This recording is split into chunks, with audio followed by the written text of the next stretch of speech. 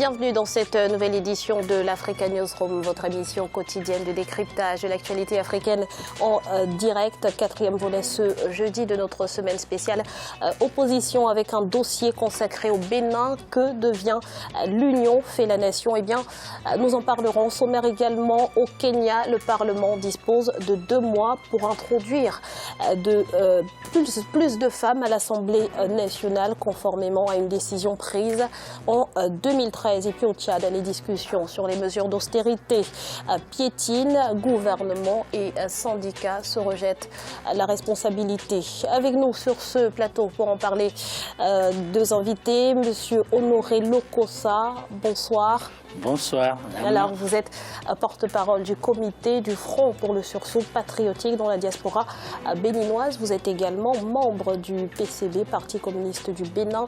Merci d'avoir accepté notre invitation. C'est moi qui vous remercie. Avec nous également Monsieur Éric Adéchamps. Bonsoir à vous.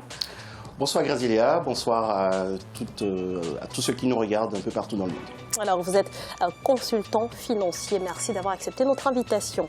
Sans oublier notre éditorialiste Malik Achar. Bonsoir Malik. Bonsoir Graziella, un plaisir de vous retrouver. Bonsoir à tous ceux qui nous regardent. Tout de suite, c'est l'info du jour.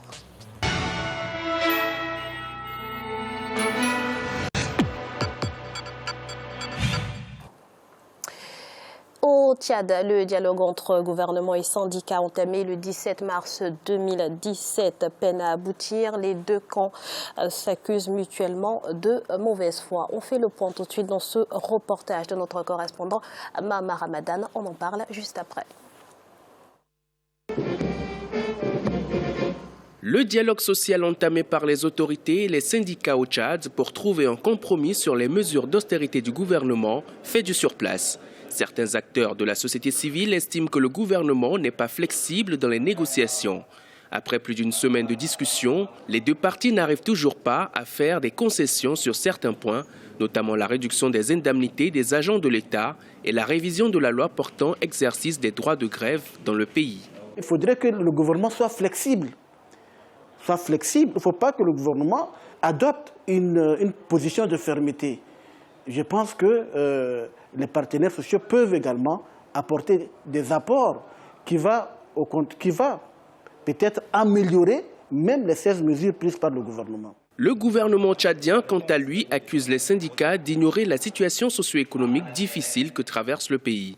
Pour manifester leur volonté de dialoguer, les autorités ont mis sur pied un comité de dialogue tripartite chargé d'examiner et de proposer des pistes de solutions aux 2 parties prenantes. Nous avons 16 points, tous les 16 points seront examinés.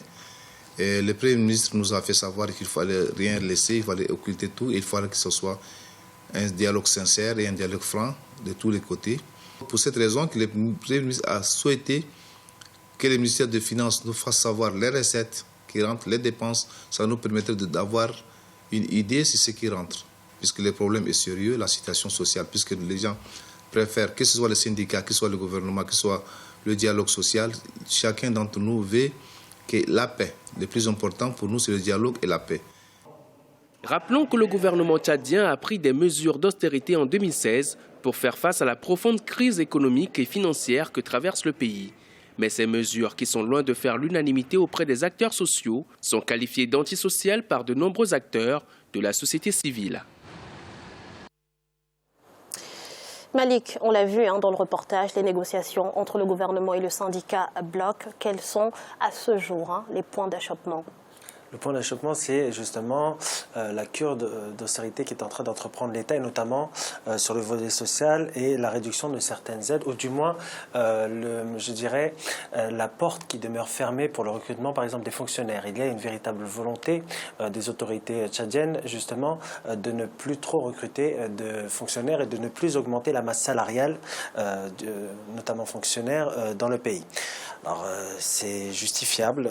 Malheureusement, je pense que les autorités n'ont pas d'autre choix. C'est-à-dire qu'elles sont obligées de faire des coupes dans les dépenses. Le bas qui blesse, c'est toujours cette population la plus marginalisée, la plus défavorisée, qui justement souffre de ces coupes budgétaires, et notamment dans cette machine, je dirais, infernale qui est la réduction des dépenses, c'est la réduction justement des investissements publics qui sont nécessaires pour permettre à toute une frange de la population de mieux s'intégrer sur le plan économique et sur le plan social notamment. Et le risque, malheureusement, si justement on va trop dans ces coupures de dépenses, c'est de susciter un certain mécontentement, une pression sociale qui pourrait être vecteur d'instabilité. C'est là est le risque. Alors, je dirais qu'il faut qu'il y ait des responsabilités de part et d'autre. Ces syndicats sont là pour représenter une partie de la population, les ouvriers, et je pense qu'il faut avoir un esprit de dialogue plutôt que celle de la confrontation. La responsabilité, c'est celle quand même de l'État tchadien, c'est-à-dire pendant les années fastes où les hydrocarbures et notamment le pétrole étaient à des prix assez hauts, le manque d'initiative justement de l'État pour assainir certaines dépenses publiques et certaines dérives.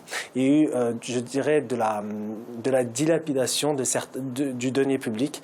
On aurait pu rationner davantage et justement assurer certains axes de développement, certains leviers, et notamment celle de la diversification qui aurait pu au pays de se prémunir des aléas externes. Le problème du Tchad et des autres pays, c'est les aléas externes, et c'est cette difficulté de les gérer, et justement, c'est de les gérer malheureusement par des coupes budgétaires qui affectent le plus grand nombre.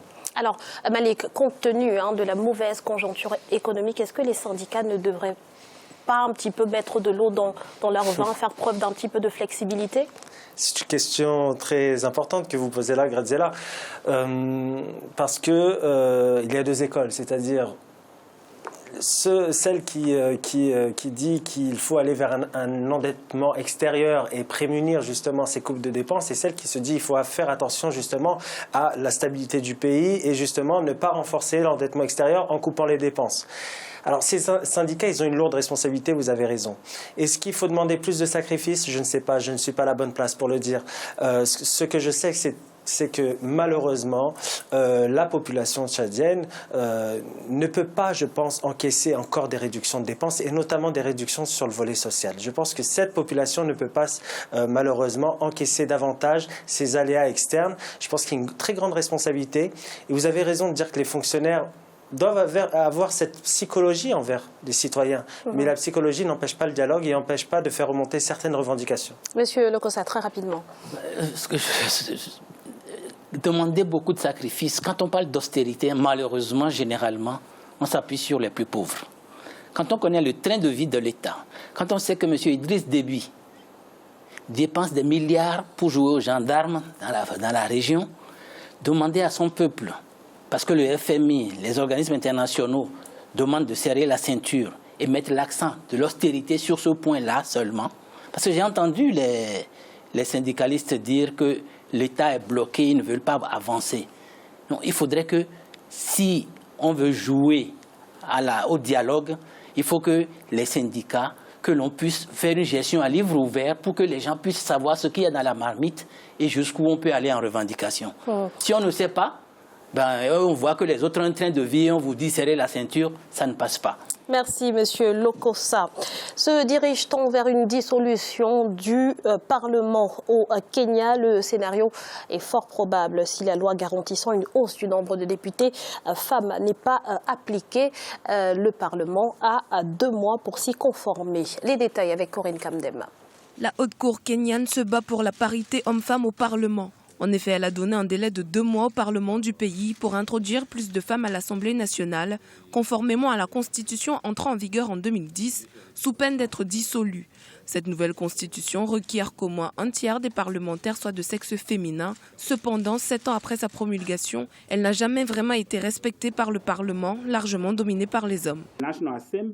Le Parlement a l'obligation constitutionnelle d'adopter la législation requise et son incapacité à le faire dans la période stipulée est à mes yeux inacceptable et une violation évidente de son devoir constitutionnel.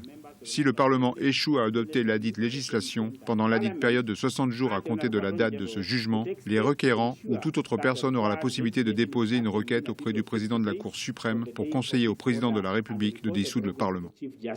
Au Kenya, la question de la parité homme-femme est prise très au sérieux. Cet ultimatum part de l'initiative de 4 organisations de défense des droits humains qui ont décidé de saisir la justice pour forcer le Parlement à adopter cette législation avant les élections générales d'août 2017.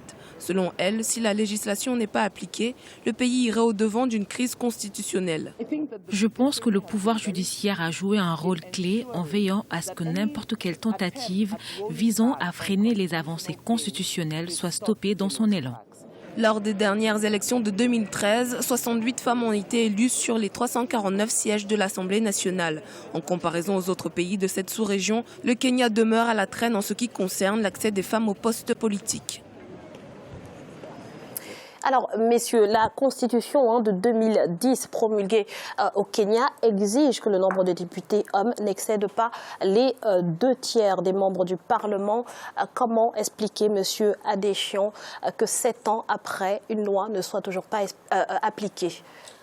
Écoutez, la difficulté aujourd'hui sur le plan institutionnel, en fait, de mettre en place un certain nombre de verrous, c'est aussi, il faut voir par rapport à un certain nombre de réalités sociologiques. C'est-à-dire que quand on prend beaucoup de pays africains, la place aujourd'hui de la femme au sein des partis politiques n'est pas forcément mise en avant. C'est-à-dire que les femmes sont souvent mises après les hommes et aujourd'hui on a souvent de la difficulté à trouver des femmes pour être candidats à certains postes politiques. Une loi, ça ne change pas un certain nombre de réalités sociologiques. Je pense qu'il y a un travail à faire au niveau des populations et surtout au niveau des femmes aussi, pour qu'elles prennent le leadership afin qu'elles puissent s'affirmer. C'est aussi valable en politique, mais c'est également valable dans le domaine de l'économie et autres, où la représentativité masculine, elle est plus importante. Je pense que le Kenya a fait déjà un effort de prendre des dispositions légales et constitutionnelles afin de pouvoir mettre la parité ou même aller vers la parité homme-femme au niveau de la représentativité parlementaire, mais il faut que sur le plan pratique, que les réalités suivent, que les femmes soient davantage impliquées dans l'animation de la vie politique. En effet, il est vrai que dans les textes, monsieur Lokossa, le principe est acquis, mais sur le terrain, la réalité est tout autre au Kenya, mais pas seulement au Bénin, également dans votre pays. Oui, c'est vrai que la place de la femme ne correspond pas à son poids sociologique, même économique dans nos pays. Et ça fait partie des problèmes à résoudre et que la loi s'en mêle parfois pour obliger, forcer la classe politique à aller dans ce sens. C'est une bonne chose. Il faut que les femmes et les hommes, parce que les maris sont aussi des freins à l'émancipation des femmes, à leur libération, à libérer du temps pour s'occuper d'autres choses que du quotidien et de leur vie professionnelle. Et je crois qu'on a beaucoup à faire dans ce domaine-là, y compris au Bénin aujourd'hui, où la place de la femme est encore sous-estimée.